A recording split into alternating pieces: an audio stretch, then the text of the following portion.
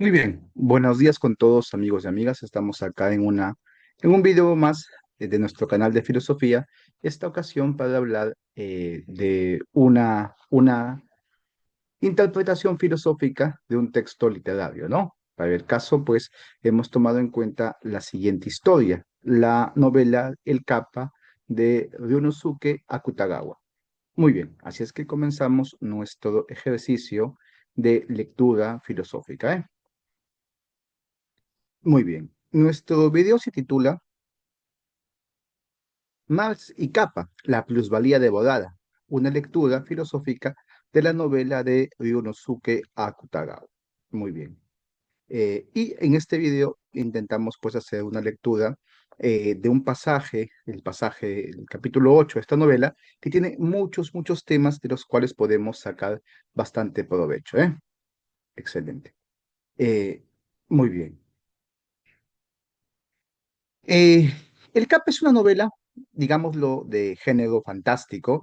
Trata acerca de un paciente que está internado en un hospital psiquiátrico y que cuenta su aventura en un país, en un mundo extraño, donde viven estos seres mitológicos llamados los Capas, ¿no? Y a lo largo de la historia va contando, va rememorando todo aquello que le pasó, que le sucedió. Esta novela se utiliza para hacer una crítica social, para examinar algunas cuestiones problemáticas de la propia sociedad, aunque obviamente bajo la descripción satírica, irónica de lo que sucede pues con estos capas, ¿no? Muy bien. Así es que vamos a leer el capítulo 8 de esta novela, ¿no? El Capa de 1927, que expresa pues una profunda crítica a la sociedad contemporánea. Bueno, el capítulo dice así: a menudo fui a cenar a la casa de Gael acompañando al juez Peck y al médico Chuck, ¿no? Que son los personajes a los que se refiere el autor. El protagonista, el protagonista, al crear el mundo de los capas, se hace amigo pues de Gael, Peck, Chuck, ¿no? Muy bien. Además, con su carta de presentación, visité fábricas con las cuales él y sus amigos estaban relacionados de una manera u otra. Una de las que más me interesó fue la fábrica de libros. Me acompañó un joven ingeniero que me mostró máquinas gigantescas que se movían accionadas por energía hidroeléctrica. Me impresionó profundamente el enorme progreso que habían alcanzado los capas en el campo de la industria mecánica. Según el ingeniero, la producción anual de esta fábrica ascendía a 7 millones de ejemplares.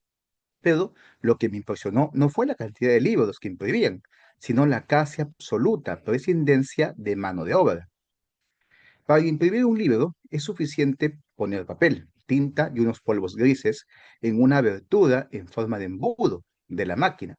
Una vez que esos materiales se han colocado en ella, en menos de 5 minutos empieza a salir una gran cantidad de libros de todos los tamaños, cuartos, octavos, etcétera. Mirando cómo salían los libros en torrente, le pregunté al ingeniero, ¿qué era el polvo gris que se empleaba? De pie y con aire de importancia frente a las máquinas que relucían con negro brillo, contestó indiferentemente. Este polvo es de sesos de asno. Se secan los sesos y se los convierte en polvo. El precio actual es de 2 a 3 centavos la tonelada. Por supuesto, la fábrica de libros no era la única rama de industrial donde se había logrado tales milagros. Lo mismo ocurría en las fábricas de pintura y de música. Contaba Gael que en aquel país se inventaban alrededor de 700 u 800 clases de máquina por mes y que cualquier artículo se fabricaba en gran escala, disminuyendo considerablemente la mano de obra.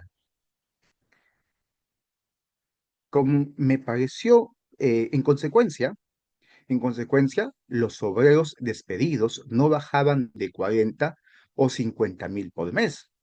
Pero lo curioso era que a pesar de todo ese proceso industrial, los diarios matutinos no anunciaban ninguna clase de huelga.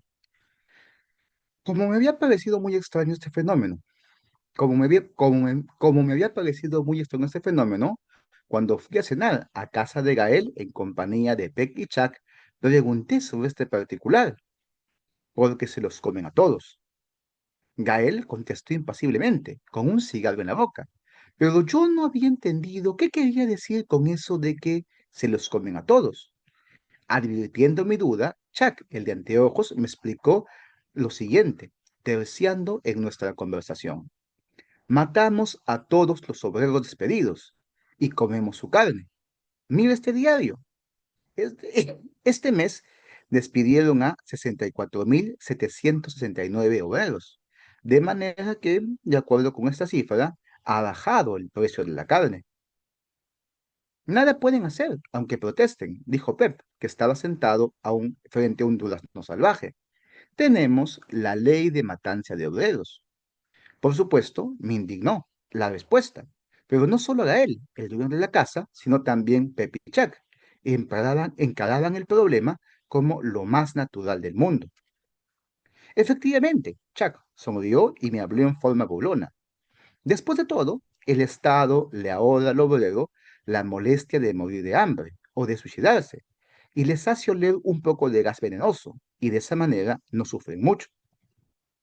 Pero eso de comerse la carne, francamente, no diga tonterías. Si Mag escuchara esto, se moriría de risa. Dígame, ¿acaso en su país las mujeres de la clase baja no se convierten en prostitutas?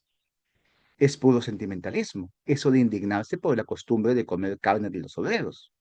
Gael, que escuchaba la conversación, me ofreció un plato de sándwich que estaba en una mesa cercana y me dijo tranquilamente, ¿no se sirve uno?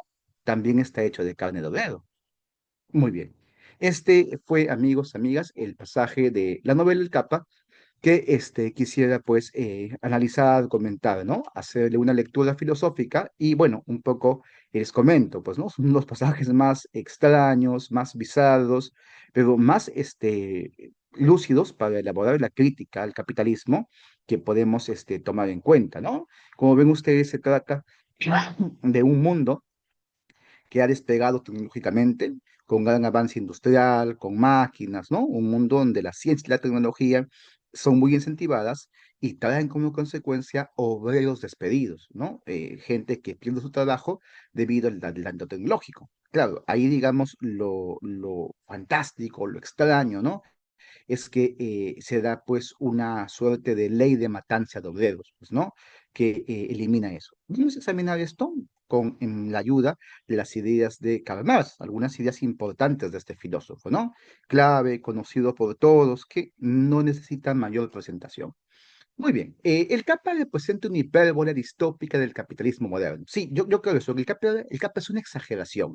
No inventa una cosa, no es que habla de algo que no existe, sino que toma, ¿no? Un fenómeno social, un fenómeno real, un fenómeno existente, y lo lleva a su máxima expresión, lo lleva a su exageración, ¿no? Pero precisamente porque ya está planteado.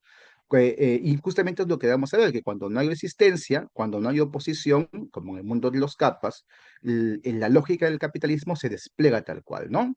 Esto es justamente lo que vemos en el capa, una suerte de complicidad entre el Estado y la burguesía que hace posible que la lógica del capitalismo se dé de la manera más extrema posible. Bien, entonces un poco la idea sería que veamos el capa no como una cosa fantástica, una invención, sino como una expresión exagerada de algo que sucede en la realidad. Un concepto clave de Marx, que está en textos como el Manifiesto Comunista, por ejemplo, es la lucha de clases, ¿no? Para Marx, desde que la historia comienza, hay una lucha de clases. Sin embargo, vamos a ver que en el caso del Capa, la lucha de clases ha sido pues puesta muy en desventaja para el obrero. Es como si en esta lucha la burguesía, ¿no? El capitalismo, ¿no? La clase industrial fabril tuviera todo a su favor para ganar. Y es un poco lo que vemos acá, como en esta lucha de clases los obreros son exterminados, son desaparecidos, son aplastados, ¿no?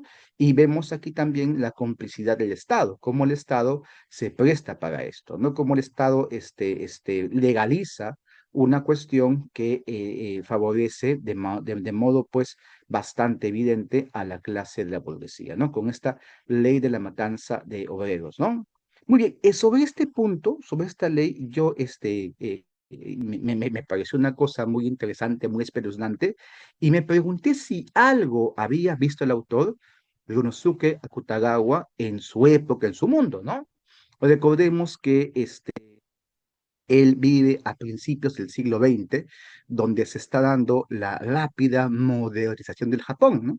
Japón, que había sido un país feudal en la era de Tokugawa, en la era de Meiji, pasa a ser un país, pues, moderno o con aspiraciones a la modernidad. Y por ese motivo hay todo un despliegue de fuerzas, de trabajo, etcétera, pues, ¿no?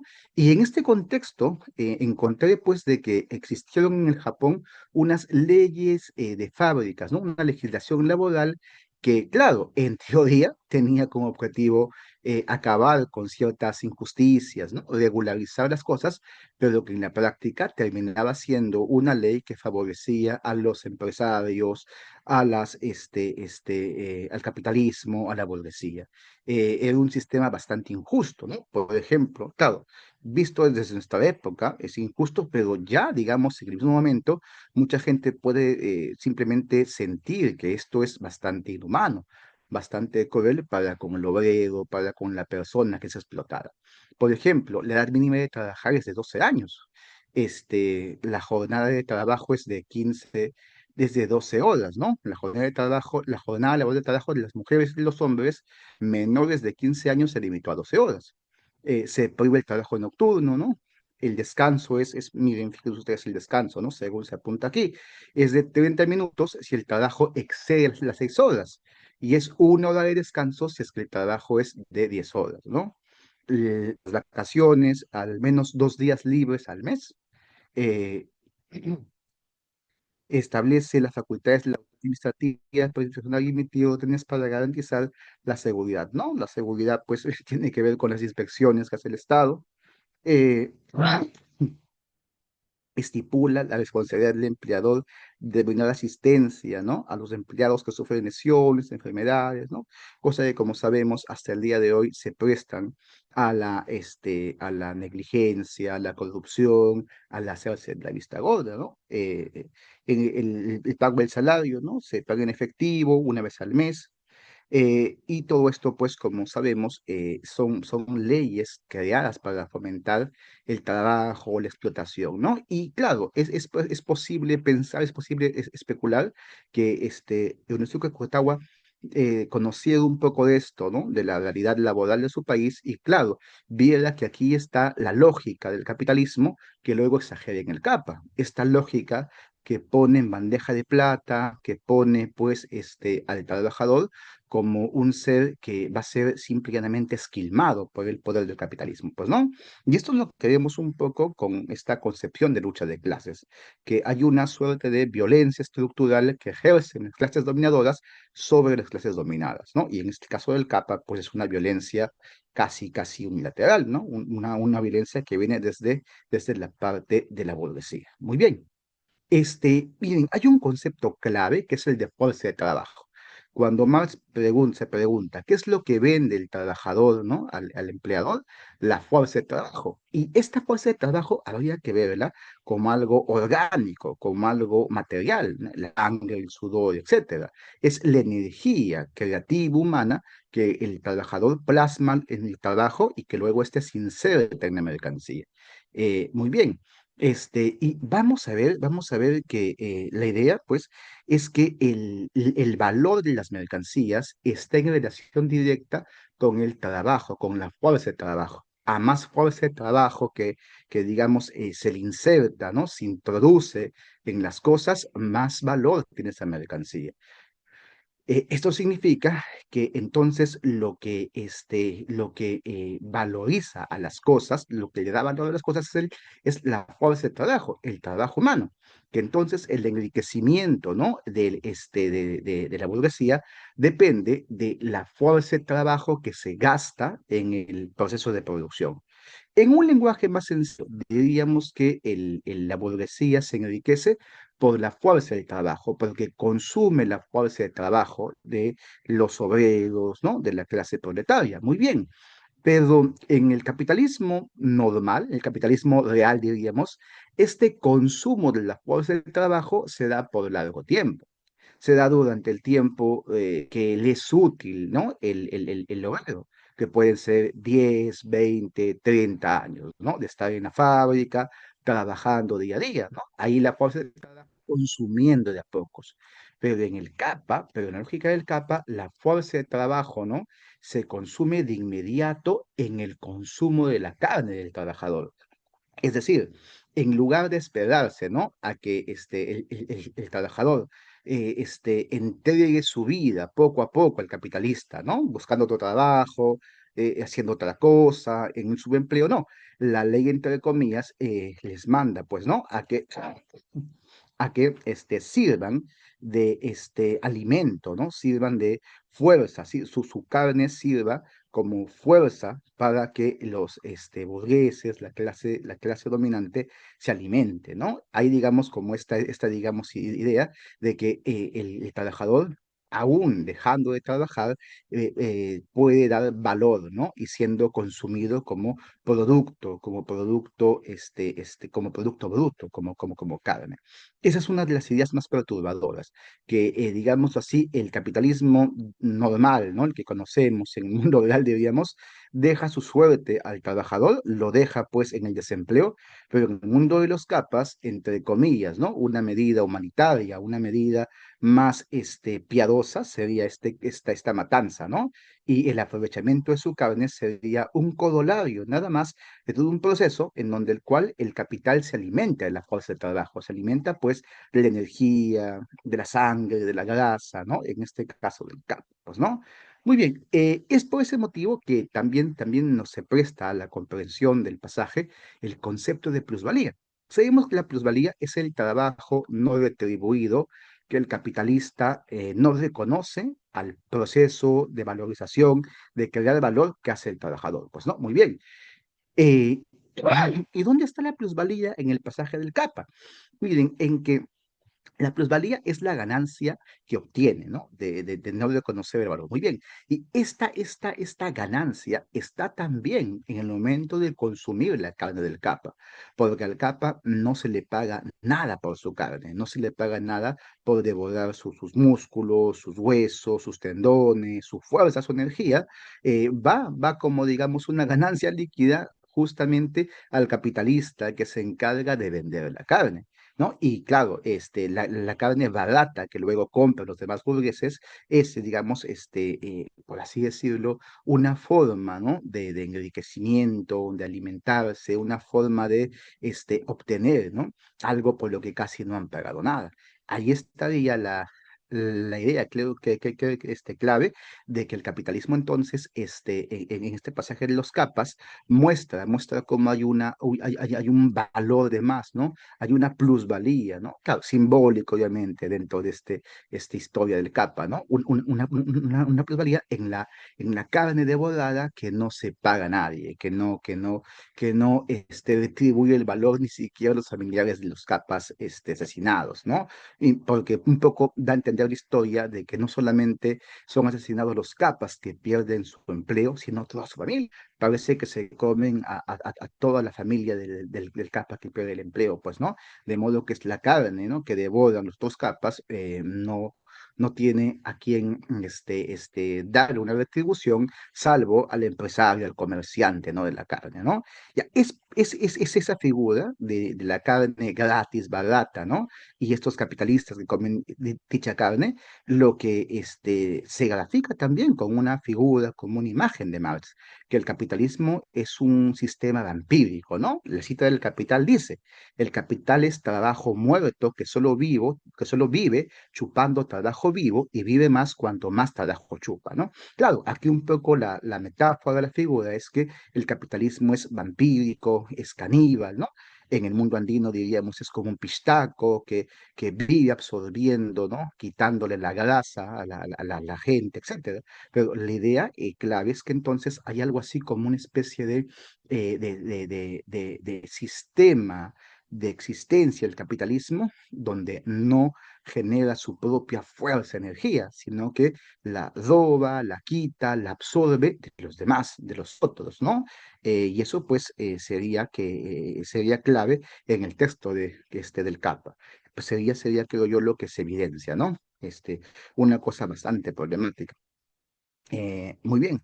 Entonces, fíjense, de esa forma, quería pues proponer esa lectura, ¿no? De el Capa como este pasaje al menos, como una crítica al capitalismo, como una crítica de mostrar cómo esta lógica extrema del capital, que hace del obrero no solamente un sujeto de explotación, sino un sujeto de consumo, puede entenderse, muestra también los diferentes conceptos, ¿no? De la crítica marxista, como lucha de clases, fuerza de trabajo, ¿no? Plusvalía.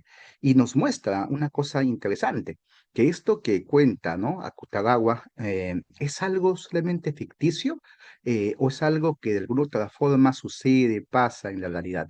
No estamos ya ante un capitalismo más brutal, más salvaje, que a lo mejor, claro, con otras formas, con otros modos, no nos devora, no nos consume, no nos come, ¿no? Y lo que es peor, sin resistencia, no estaríamos a lo mejor repitiendo esta actitud de los capas, que simplemente se dejan, pues, ¿no? Se dejan morir, ¿no? Van a las cámaras de gas sin ningún tipo de resistencia, habría que pensarlo, ¿no? Habría que pensarlo, porque a lo mejor esto que pudiese ser fábula, pudiese ser literatura, podría tener su correlato en algunas cosas que estamos viviendo en nuestro mundo contemporáneo. Y quiero terminar, pues, ¿no? Manifestando que Marx estaría regresado con este pasaje, claro que sí, entendiendo, pues, todo lo que hay detrás de esta historia, ¿no? Pero no estaría sorprendido, porque para Marx tal sería la lógica del capitalismo, tal sería su forma de actuar, su forma de operar, ¿no? Sería bastante coherente con la manera en la que procede. Muy bien, amigos, amigas, espero les haya gustado este video. Si hay alguna pregunta, duda, alguna cosa que les haya interesado, no duden en escribir, en comentar, que estoy leyendo sus opiniones, sus comentarios, ¿eh? Listo, muchas gracias y buenas noches para todos.